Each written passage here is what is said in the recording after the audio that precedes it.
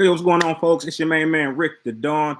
First off, I want to say thank you for tuning in and doing this little recap thing with me. You could be checking out tons of different videos, but you're here with your main man. So I have to say, I really appreciate that.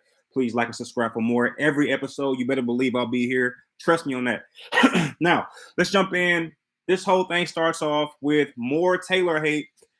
Is anybody surprised at this point? I'll tell you who's surprised. I am. I cannot believe that this happened in 2022. And I was, while watching the show, I spent a lot of time trying to debate whether or not I really wanted to share my true feelings. I felt like maybe people wouldn't understand. They might look at me and say, hey, of course you look at it that way. So it's been like an internal battle with myself trying to figure out how I wanted to approach this recap. And I think the right answer is with love and with truth. I think that's the best way. First off, the episode starts with Taylor getting more hate from Daniel. And to my surprise, Nicole. I cannot believe that I misread Nicole. When I first saw Nicole, I pictured her being someone that was genuine and, loving and, respectful. It turns out she really threw me for a loop. And perhaps it's good editing on Big Brother's part. Sometimes that happens. Sometimes they're in a house and, the editors know exactly what parts to push or what buttons to push to get people to react. And when that happens, the viewers like myself, we just get up in arms. And reality is not as black and white as it might appear on the show.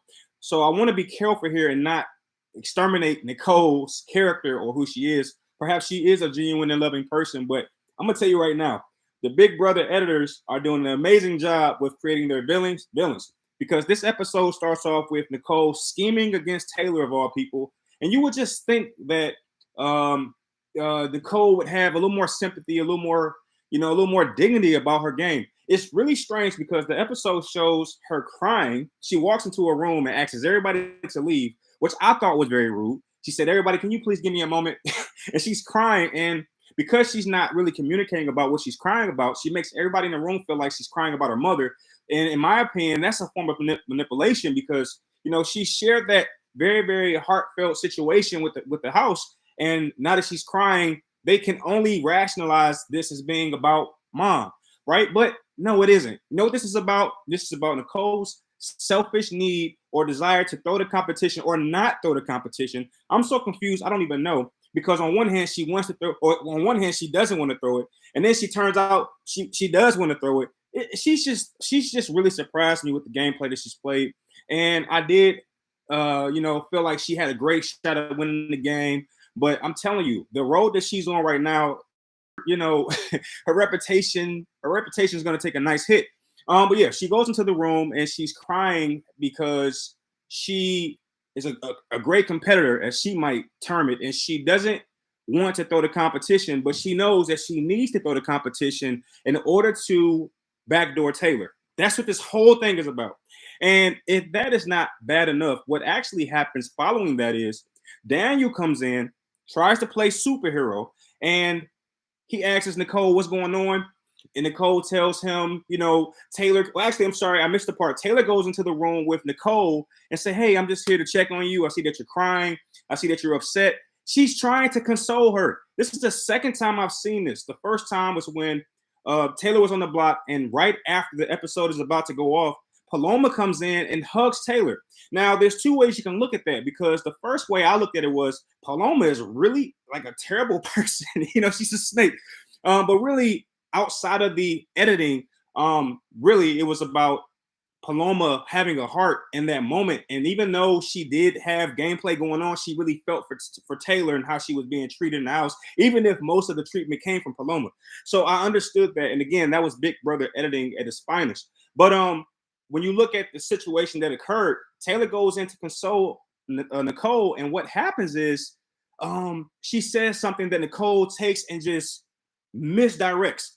Taylor says to Nicole, hey, I feel if you need to step away from the game, you can do that. And my interpretation of that was Taylor saying, hey, life is bigger than this game. If you're upset about your mom and things of that nature, look, take some time away from the game and, focus if you have to do that. it wasn't so much of a, hey, you need to leave. Like, this is really bad. No, it was more or less a, just, put yourself first, put your mental health first. And that makes sense within the context of the game because Paloma was just taken out for mental health reasons. So if Nicole comes into a room and asks everybody to leave and she breaks down crying, naturally, Taylor, a person like Taylor, who seems to be pretty genuine, again, editing is something that you have to take into consideration because they need villains, they need heroes. That's what keeps people pumping. So Taylor says that, and to my surprise, Nicole goes to Daniel and tells Daniel that Taylor just asked her to leave the game. I'm telling you, Nicole is the new villain for me. She even has like the Cruella DeVille streak in her head, and she has a partner in crime who also has the exact same thing. I don't know if this was perfect casting. I don't know if this is good editing, but what I do know is Daniel and Nicole are on my evil list right now. And I understand that the way I see the game is based on my own perception. So I don't want to try to communicate to the world that, hey, Daniel and Nicole are evil people. I don't want to do that. But I do want to say, as far as the way that I watch the game and the way I've been watching the game for years, it's without question. Daniel and Nicole are just not it for me. Now, Daniel does the unthinkable and the most disgraceful thing that I could possibly think of. And he goes to Taylor and confronts her directly. Now, this definitely hit a soft spot for me because I'm of the belief that a man should never really come aggressively at a woman, especially without having communicated with her. He didn't come in and ask her, hey, did you say, hey, what did you mean?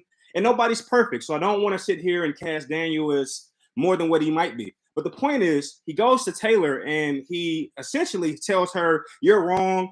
You should have never told her to do that. Don't ever talk to me again. I said, wow. That just threw me off. I said, this is different. And the way that his posture was very aggressive. And even Taylor noticed that. She said that at some point. She said, hey, this has changed, or this is pretty aggressive now. And I didn't like it because Taylor is a pageant. She's kind of built in terms of like maybe athleticism. She has an athletic build, but she's a girl.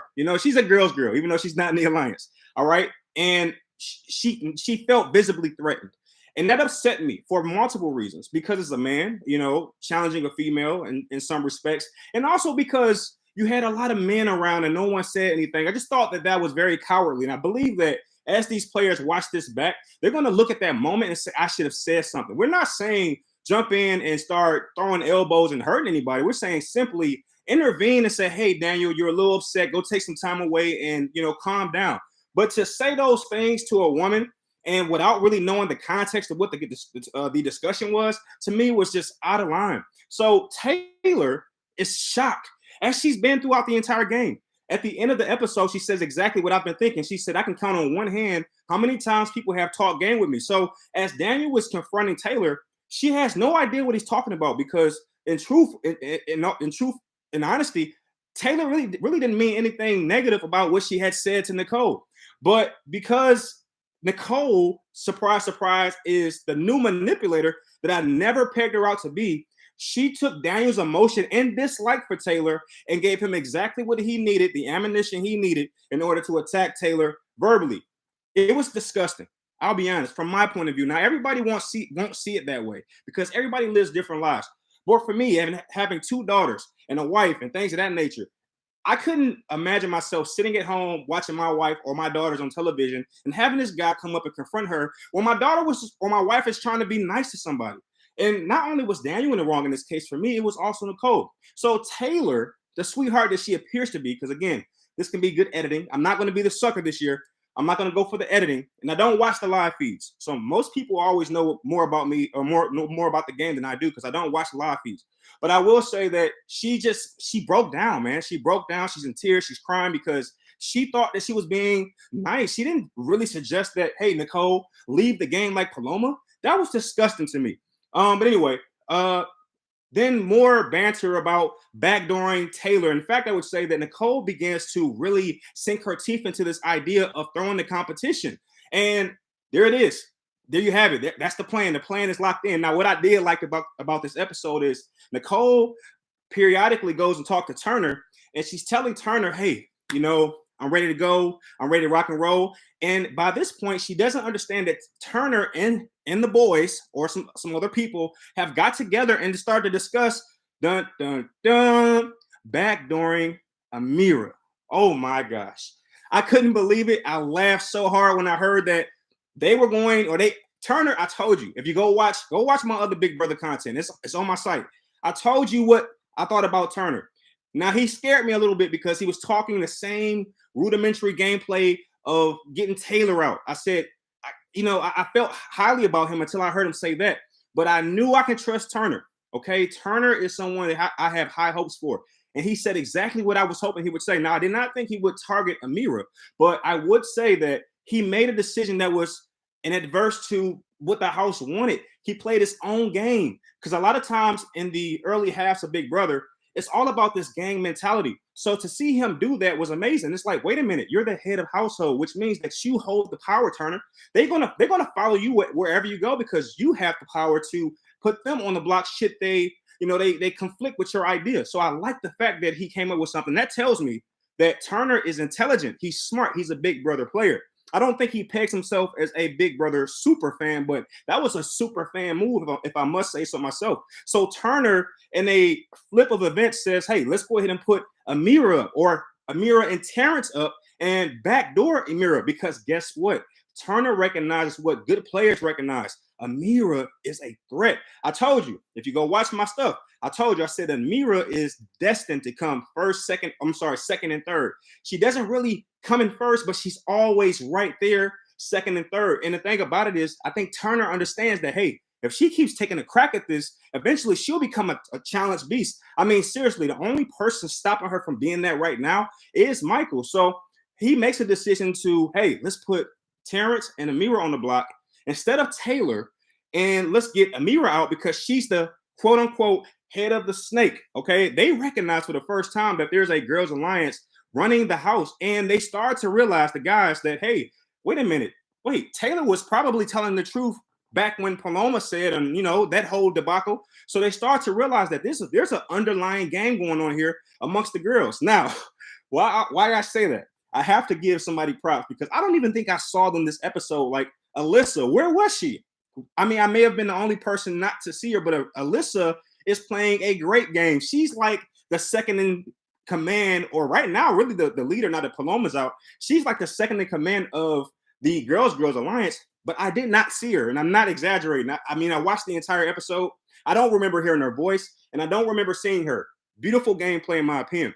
But they realize that Ameerah is the head of the snake, and if they get rid of her, the Girls Alliance is pretty much done. So it's over for them. So then it goes to the what is it called? The veto competition.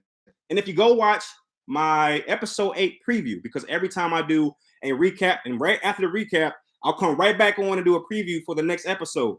And I did that for episode 8, in which I said that, what did I say? Wait a minute. I did a preview, and I said that Michael would win the veto. I said, and maybe I said that, but I thought to myself, there's no way Michael can win the veto, right? Because that would just make him impervious to just like this guy's insane. Michael is insane. And I have to say this, and actually I'll hold it just a little bit, but I do want to say that the reason I can't fathom why they haven't targeted him as, put him on a block, because this guy's insane. Michael is insane. And if you watch Who Will Win Big Brother 24, I got a little video where I actually go through every player's chances of winning. Michael is at a 10 for me. And as long as he stays underneath the radar, he's great. But however, I also said in that video, I think that Michael is putting himself in a dangerous way because he continues to win. So I'm pretty sure you can figure this out. But anyway, before the competition starts, Jasmine goes through a dizzy spell because the competition involves heights, and no one expects her to have this weird reaction. So again, this season has been one of the weirdest seasons of Big Brother I've ever seen. Jasmine has broken her ankle. I don't think I've ever seen a player sprain their ankle, rather, besides Christmas. I think Christmas did that maybe 2 seasons ago. So that was strange to me. And I never seen a player who got injured win HOH. I never seen a player who was HOH drop the nomination box. I never seen a person leave due to mental illness issues. So this season has just been outrageous. I've never seen anybody pass out before a competition. This season is unprecedented. But anyway, Jasmine passes out because she's afraid of heights, and she spends so much time demonizing Taylor. She didn't think to get some rest or something, but she passes out. We go on a commercial break. We come back and everything pretty much rocks on. And because Jasmine passes out, she also takes her teammate, her festie bestie, which is Turner, out of the competition. And for me, I was a little upset about this. I said, this really took away the opportunity for there to be a great conflict, for me to see how Turner does in competitions when his whole HOH reign is on the line. But true to fashion, and you wouldn't believe this, but Michael wins it. And actually, I have to give some credit to Brittany. Brittany really showed up and showed out. She channeled something in her mind. She saw her husband on the course, and she just went crazy. And I think she even did better than what Michael might have intended for her to do. And I believe Michael was the one that was doing I forget which part Michael was doing. You had two parts of this competition. One was overseeing. No, Michael was the one running the pieces. I know that part. So Brittany just out of nowhere just went into Super Saiyan mode, and Michael and Brittany pulled off the win. And I have to say, I did turn off the episode a little early to get prepared for this live rant. So I don't think, and actually I didn't turn it off too early. It was maybe 9 o'clock when I turned it off. I have to say, and please correct me if I'm wrong, I believe that they did not show the replacement nominations. But we can all say very confidently that Turner, well, I should say Michael and Brittany will be using the veto. And then as a result, Turner will put up, you guessed it, Terrence and Ameerah. Wow. So this episode was crazy. If you didn't get a chance to see it, you missed a good one. And I hope this recap, if nothing else, helps you kind of visualize what happened. And even if you saw the episode, I hope it, it's just a good way to kind of go over what you heard or what you saw rather, with somebody else who's watching it from a different perspective. But I'm gonna stop here because I'm gonna start a new episode in which I talk about what I think is gonna happen moving forward. If you enjoy any of this, do two things for me. Just like the video, and also watch the other episodes I'm talking about Big Brother on. And with that being said, I appreciate you checking me out, and I'll see you on the next one.